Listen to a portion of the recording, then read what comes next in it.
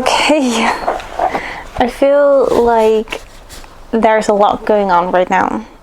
I have so many books, it's insane. And I don't even have all of the books, that because one I can't find, and others I don't even own physically, which sucks. I think that I am ready for this little mid-year freak out tag. I'm not really freaking out, to be honest. I don't know if I'm on schedule with my Goodreads. Let's see. Am I on schedule? Maybe I am. No, I'm not on schedule. I need to read one book to get back on track.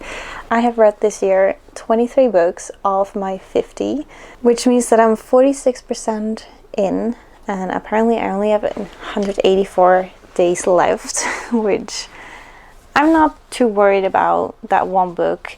Sometimes that just happens when you just read like a thicker book, or you read something that you didn't really enjoy and you kind of just like try to finish the book, even though maybe you should have just stopped.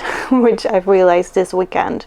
I was reading a book and I was like, why am I doing this to myself? Like, I'm not enjoying it. I am not in the mood to pick it up. Whenever I pick it up, I'm looking at the page to see how far I am in the book. I'm counting down until I finish it. Which, why am I reading if I'm not enjoying it as much? So I DNF'd that one, which was a very, very hard thing to do. Sometimes I'm okay with DNFing books because, you know, some books just don't work out. But this was a very highly anticipated book. That sucked. Anyway, let's start with the questions. Let's see. I wrote them all down in my little notebook. It's like, how many questions are there? They're not that many. 13 questions. So that's a decent amount, I feel like. So the first question is, what is the best book you've read so far? I don't own a book physically, and I don't think I will own it physically. Well, maybe. I don't know. But that was Blue Sisters by Coco Malore. Yeah, that was about the best book I've read so far because it just did everything right. It was a 5-star read. I've read more 5-star reads, but this is one where I think of pretty daily when I'm like, maybe it's because it's like, I mean, it's not close to me because it's about these 4 sisters, and one of them passed away because she took a bit too much of painkillers because of her stomach pain, endometriosis, I believe. What I'm trying to tell you is that it's about these 4 sisters. One of them passed away, and the other 3 are dealing with the passing of their beloved sister. And I believe it's the I almost want to say it's the middle sister. It's not the middle sister. I believe she's the second youngest. I don't remember the details, but what I remember is when I was reading it, and you go throughout the daily lives of these 3 sisters, and they talk a little bit about the memories, but they're also talking about their struggles, and they're also talking about like how much they miss certain sisters, but also like how they're not feeling very connected with all of the sisters in the same way. Some obviously clash together, some match a bit better, and I think that was just like such an interesting thing to read about, like how when you have so many siblings, and even though they're all the same gender and stuff like that, they're all so different, and I feel like that's such a good thing to see. Also because I do have 3 other sisters, and you know, with some you click a bit better than with others, and that was just really interesting to read. And I was also like, I was intrigued the whole time because every chapter is about a different sister. This event or this thing that happened, how did she see it like that? And that was really fun to read, to see how everyone dealt with things differently. don't know, I just really loved it. I really loved reading about the sisters, and these three sisters, and they're just doing their daily life, but they also are struggling because they miss their lovely sister and they need to clean out the house, which brings them all together as like a group. And it's a beautiful story. It's just a beautiful story. Anyway, so then we have, I did not put any books in order, but then we have best sequel. And the best sequel I've read is A Sunrise on the Reaping. It's a sequel of, I think it's the last book of all of the Hunger Games. And I already have a little soft spot for Haymitch. You can just tell from like the movies and like reading him in the Hunger Games that he's such a soft person, but the world made him turn hard. In this book, obviously, you read why, what happened, and why is he alone, and yeah, how did all of that happen? Which was really interesting to read about. It was super sad at some point. But yeah, you also, like, when you read this and you watch the Hunger Games again, it's like, now you know why he calls her sometimes sweethearts, why he calls Katniss sometimes sweetheart, and why he does sometimes certain things. And I don't know, I just really loved it. I really loved reading about him, even though he has a very sad story. The way that he lost everyone around him is just the worst to read about. It was so good. This was a 5-star for me. So good. Then the third question is new release you haven't read but want to, which is the one on the very bottom, which is Say You Remember Me by Abby Jimenez. So far I loved every single book of her. Like, they've been like 4 stars. So when this came out, I was like, I want this. I need it. I just need to read it. I just haven't yet, but I'm so excited to read it. I'm bringing this with me on my vacation, so I will definitely read this. My most anticipated releases for this year is, I don't have a lot. I barely have any, to be honest. I only have one that I'm like, I could be intrigued by, and I believe it's already out, I think. But it's from Ashley Poston. I really love The 7-Year Slip, and I don't remember what the other book is called, but that one I liked a little bit less. But I still have high hopes for her, that it could be still like one of my favorite want to buy every year or every other year, whenever she writes. Okay. But anyway, it's from Ashley Poston, and it sounds like love. It looks super cute. I just haven't bought it yet. I think it's already out. I have no idea. I know that was like on one of the books that I was like, I want to read soon. Yeah, it's already out. I can already, It came out on the 17th of June, which is about 2 weeks ago.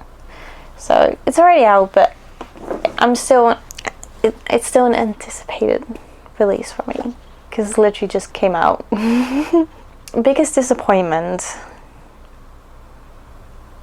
I have 2. And I am super sad to talk about both of them, because one of them I had high hopes for, the other one I was like, kind of already thought it was going to be bad. But one of them is Onyx Storm. I did not enjoy this. I don't even remember what happened in this. Like, I just remember reading it and being like,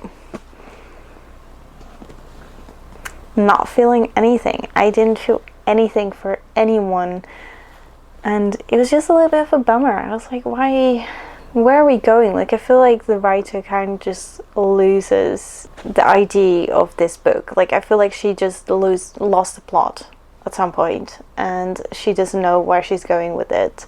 That's what this feels like when I was reading it. I was like, some things are a little bit random, some things are like, well, maybe it comes back in other books, I don't know, but I was reading this and I was like, I'm not gonna keep reading.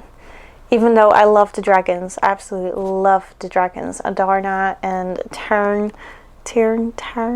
Anyway, I absolutely love those two, but the rest, I couldn't care less, to be honest. So this was one of my biggest disappointment. And this weekend I was reading Great Big Beautiful Life. Technically I'm still reading it, but I have decided last night, it was a midnight thought, I will not finish this. I quit. I DNF. This is not what I wanted it to be. And maybe it could be good. Maybe it could be good. But I just had, you know, like, Emily Henry is like one of those writers where I'm like, the romance is so good. Yes, it's very based on like physical attraction, but the way that she writes, it's so easy to read and it feels like you really are there. And with this, the romance is so quick. They barely know each other and they already kiss. They barely know each other and he's meeting her mom. I don't know. I don't like it. I really don't like the romance. And honestly, about Margaret's story, I was like, I'm kind of intrigued, but like, I'm also like not. I don't care. So, DNF. I'm so disappointed. This could have been such a good book, but I just can't bring myself to read it any further. I'm literally struggling. Every time I pick it up, I'm like looking at the page count. I'm like, I've only read 2 pages. And then I'm like going to the back and seeing like how many pages I have to read. I only had to read like 150, I think. But I was like, I'm not gonna force myself to do this. This is just, it's not it. You know, and that's okay. It's a beautiful book. I love the cover. It's a special edition, but it's just not it for me. And I have to accept that. These are the 2 that are my most disappointed reads of this year. This half year. Let's hope there are not coming any more disappointing reads, because I don't think I can do that. I just don't think I can. Biggest surprise of book that I loved, I think it's Blue Sisters. Blue Sisters was a book that I was like, I bought it because it was on sale. It was 99 cents on Kobo, and I was like, I'm gonna try it. I have her other book, Cleopatra and Frankenstein, Cleopatra, something like that. And I just couldn't get through it. So I was like, why am I even gonna bother myself with buying this one? But I really loved it. I mean, it's a 5-star. I couldn't even get through the other book from her, but this one was like amazing. Yeah, it really is because of the plot, the storyline. It was such a surprise for me. I was like, how in the world is this my favorite book at the moment? Like, what happened? So that's definitely my biggest surprise. My favorite new author debut, or new to me, is Catherine Center. I don't have the book where I fell in love with her writing style and her characters, because that's the rom-comers, and it's somewhere. I just can't find it right now. Maybe it's downstairs, maybe it's in another bag. I don't know where it is. But I do have the Bodyguard from her here. I haven't read it yet, but it's high on my list right now. I really want to read this. Anyway, the way that she writes the characters is so cozy, so lovingly, so obviously I don't know if it's about this book too, so I'm gonna put the book away because I don't know how that one is. But the way that she wrote about the rom-comers, the guy, it's not all about physical attraction. I think that's what I just really loved about Catherine Center. She really like shows the comforting moments in a relationship, the hanging out together, the doing the shopping together, having a routine together. That's all those things that I feel like in a relationship is like my favorite thing. It's just like the easiness, the easygoing of things, and I just really loved reading about that. It just felt so sweet and heartwarming. I'm gonna say it was heartwarming to read about those 2 characters, kind of slowly falling in love. It may not be like the best book, but for me it was still a 5-star because I just felt like I was there, like I was with them, and it was just like I was giggling and kicking my feet, and it was just adorable. So yeah, I hope this one will be just as good. I do know that this is like one of our other ones that's highly praised next to the rom-comers, so I'm excited. I hope it's kind of similar in like the way of the romance, but we shall see. It's fine. So that's my favorite new author, new to me. Then my newest favorite character, which could maybe come to a shock because it's not the guy from the rom-comers, but it is from Out on a Limb, and he's called Beau. The book is about a one-night stand where she became pregnant, and in the book she's like, at some point she's like, I need to tell him, like I just need to, like I can't, and we'll just see what he wants to do, you know, like she's gonna keep it, but we'll see what he is willing to do. And he's willing to literally give his entire life to this child, to this unborn baby, and the mother. Like he absolutely loves them, loves her, and maybe like it's obviously not love like in the beginning, but their one night stand was pretty intense, pretty loving, pretty intimate. So even when reading the first chapter, you literally read how well they match, how well, I don't know, but they're funny. They both have like a disability where she at least has a shorter arm, and he lost, or he never had, I don't remember, but his leg is a prosthesis. So they both had to learn how to do things differently. Obviously for her, because she was born with it, it's not that much different for her, but it's different for other people. Yeah, it was very well described in the book. I just can't do it as well as that book, okay? But it was really good. And I loved the way that he took care of her, was open to literally anything, just went along with her, made place for her and an unborn child in his home, his little cottage. And I don't know, I really liked him. He was really funny, he was cute, he was adorable. Yeah. A character I hate. Well, I think we all hate Snow, and that's definitely from the book of The Ballad of Songbirds and Snakes. When I read all the Hunger Games books, I really hated Snow. He had his moments where I was like, oh, well, it's not that bad, but then it just turned around and I was like, I was really hating him at that point. I can't believe that I read a book about somebody that I absolutely hated from beginning to end. In the end, I hated him from beginning to end. When I look back at certain chapters where I was like, maybe he's kind of nice. And now that I've read the entire book, I'm like, no, he was not. No. A book that made you cry. We're back to Sunrise on the Reaping. This was so sad. Just the way that he lost his mom and his little brother. No, I can't even think about it.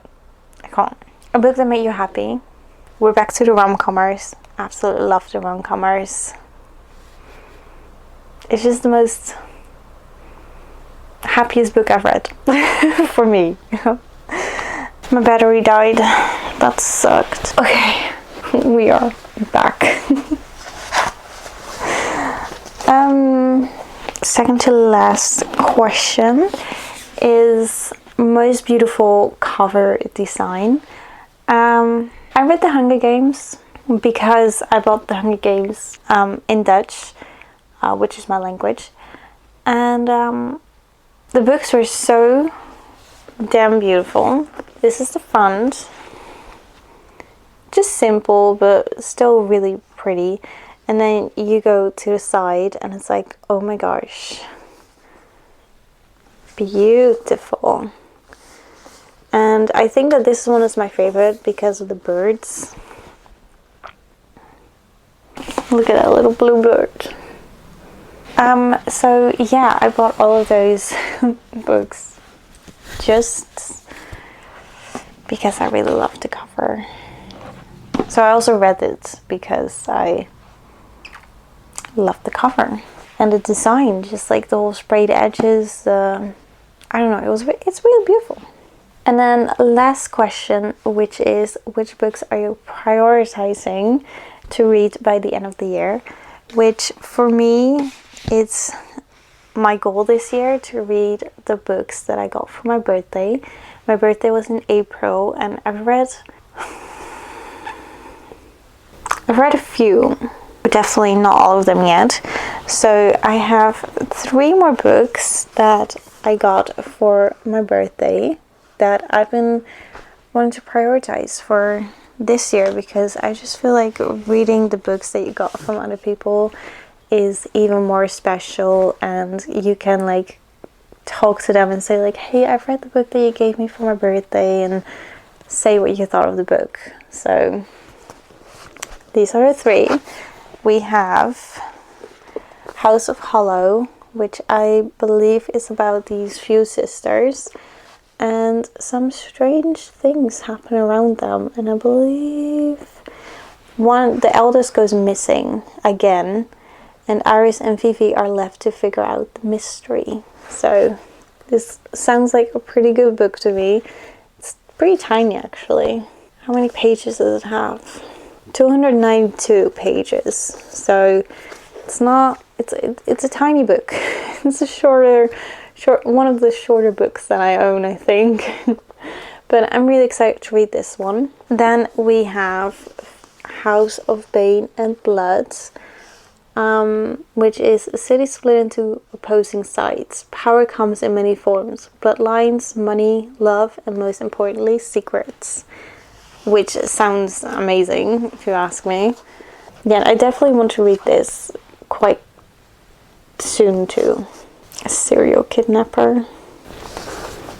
Oh wow. For the ones who lost themselves trying to please everyone, you can still be anything you want. That's beautiful. I love it when books have that, where it's like, when it's not like just for their partner or their family, like it's also still very sweet and kind, but when it's like for the people who feel small, for the people who want it more, for the people who are held back, I don't know, I love it. And then we have Phantasma, which I've been wanting to read very soon, to be honest. It's also one of my summer reads, because I can't live a summer without a little bit of fantasy. Like, fantasy may seem for some people like a very autumn wintry thing, but for me it's definitely like an all year round.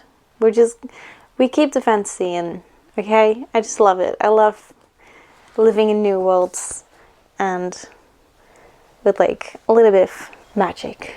I love magic. But this is Welcome to Phantasma. There are only 2 rules to the game: stay alive and don't fall in love. Her sister disappears and there's only one way to save her. Ophelia must enter Phantasma, a deadly contest inside a haunted mansion, and claim its prize, a single wish.